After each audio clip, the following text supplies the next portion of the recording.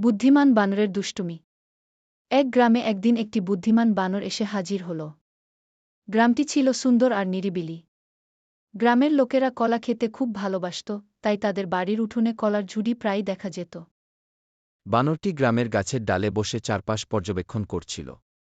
হঠাৎ তার নজর পড়ল এক বাড়ির উঠোনে রাখা বড় একটা কলার ঝুড়ির দিকে।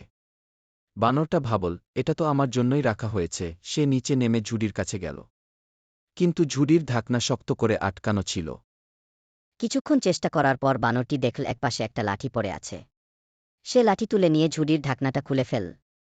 ঠিক তখনই বাড়ির ভেতর থেকে একটা ছোট ছেলে তাকে দেখতে পেয়ে চিৎকার করে উঠল, মা মা, বানর কলা নিয়ে যাচ্ছে। যখন গ্রামবাসীরা গাছের নিচে দাঁড়িয়ে তাকে দেখছিল, বানরটা হঠাৎ একটা কলা ছুঁড়ে নিচে ফেলে দিল। সবাই হেসে উঠল। একজন বলল, এই বানরটা তো বেশ মজার, আমাদের বিনোদন দিচ্ছে গি। যখন গ্রামবাসীরা গাছের নিচে দাঁড়িয়ে তাকে দেখছিল, বানরটা হঠাৎ একটা কলা ছুঁড়ে নিচে ফেলে দিল। সবাই হেসে উঠল। একজন বলল, এই বানরটা তো বেশ মজার, আমাদের বিনোদন দিচ্ছে গি।